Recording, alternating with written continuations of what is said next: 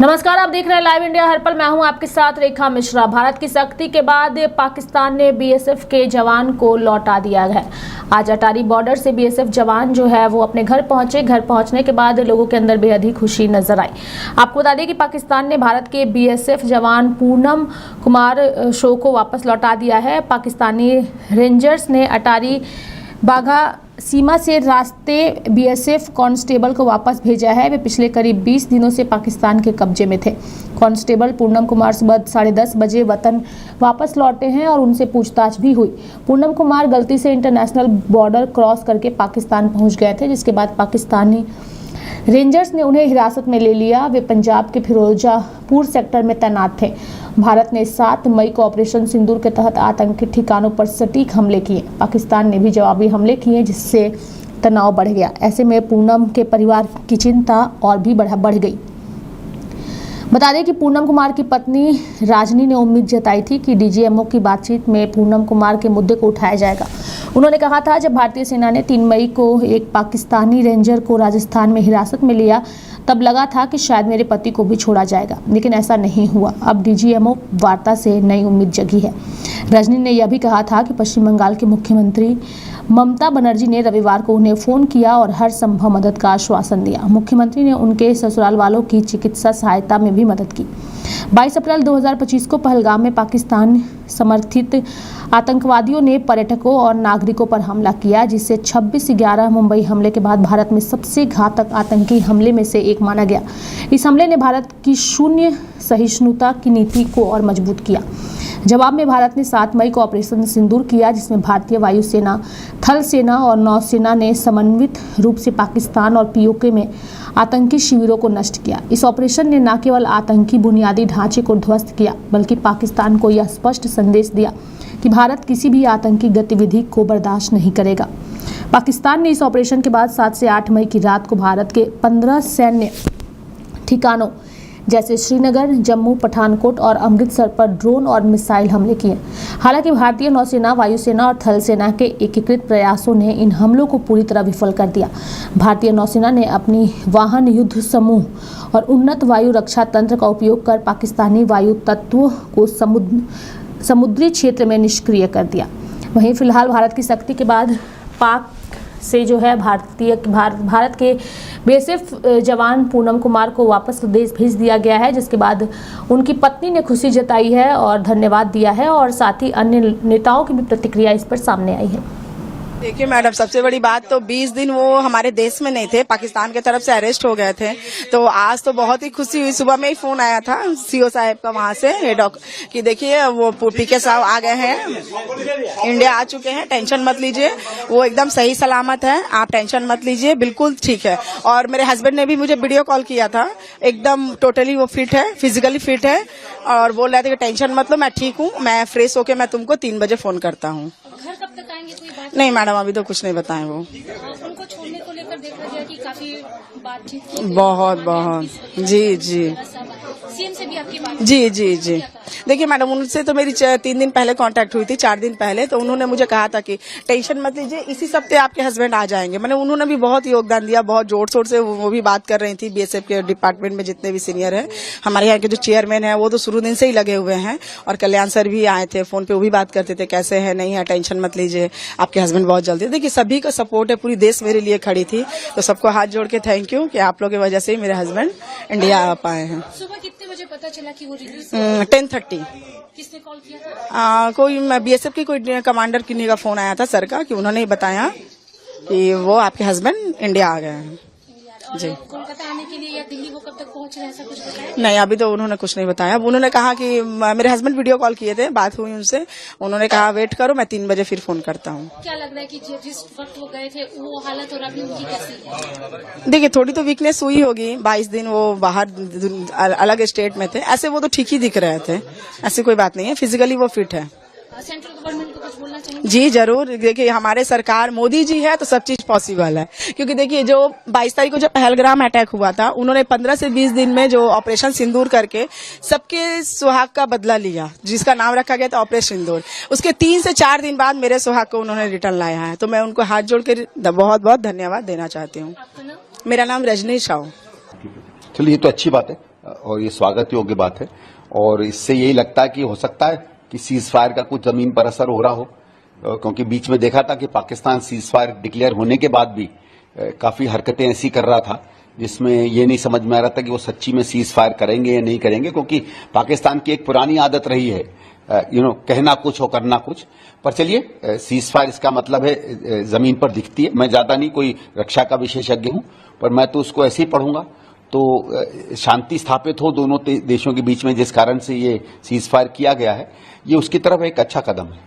Sir, बात कर रहे थे प्रधानमंत्री बेस पे थे और उन्होंने काफी कुछ कहा। उन्होंने बोला कि घर में घुस के मारेंगे, जो चेताया। उन्होंने ये भी कहा कि आतंकी आकाओं को समझ आ गया होगा कि भारत एक नजर उठाने वाले तो एक ही अंजाम होगा, तबाही है, महाविनाश।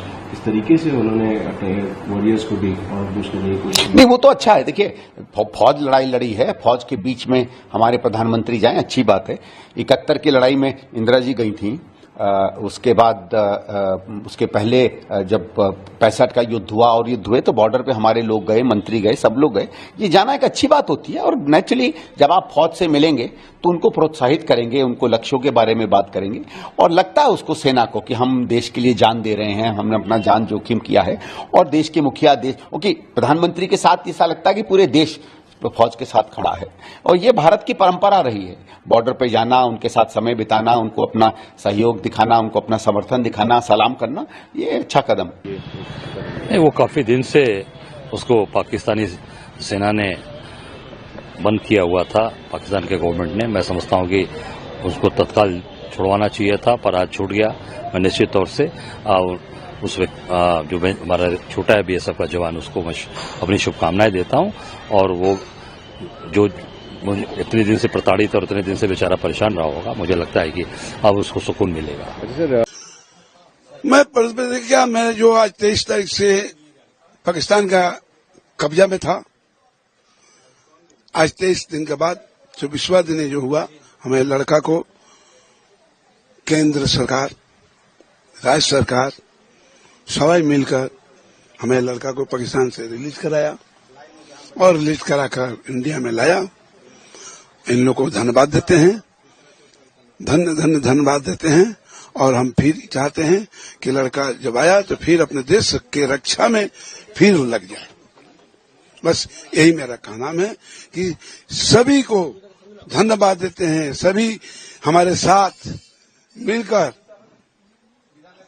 केंद्र सरकार हो, राज्य सरकार हो, हमारे म्युनिसिपैलिटी के चेयरमैन विजय सागर मिश्रा जो हैं, वो सभी एमएलए जो थे, सुदीप सेन या कल्याण बनर्जी, ये सब हमारे घर में आए थे और मेरे को सांत्वना दे के गए थे कि आज नहीं तो कल लड़का आपका घर में आएगा। तो आ गया।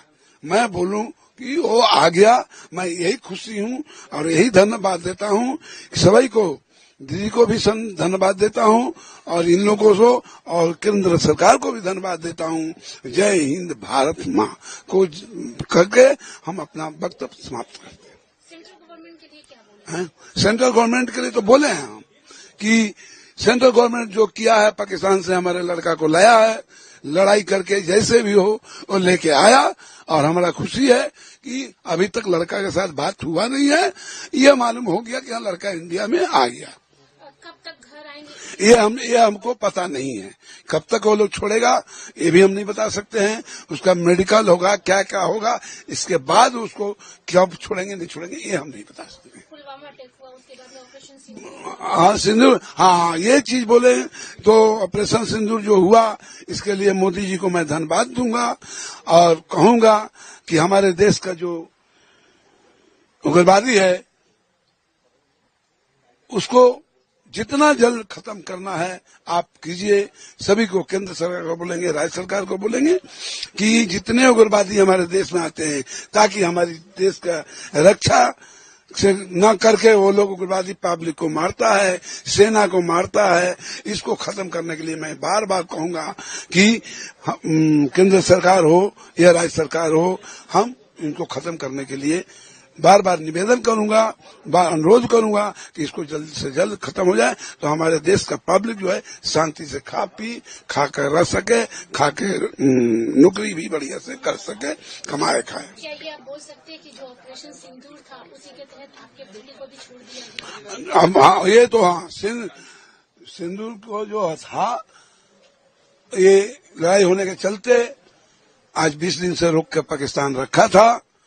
आज वो लड़ाई खत्म हुआ नहीं है, अभी है, अभी खत्म नहीं हुआ है। बाकी उसके बदौलत में हमको शांत हुआ, लड़ाई खत्म बंद हुआ, तब हमारे लड़का को पाकिस्तान छोड़ा है, नहीं तो छोड़ने का नाम नहीं लेता। वो तो सीधा बोलता था कि पूर्णम कुमार साहब का नाम का कोई हमारे पास कोई रेंजर है ही नहीं है।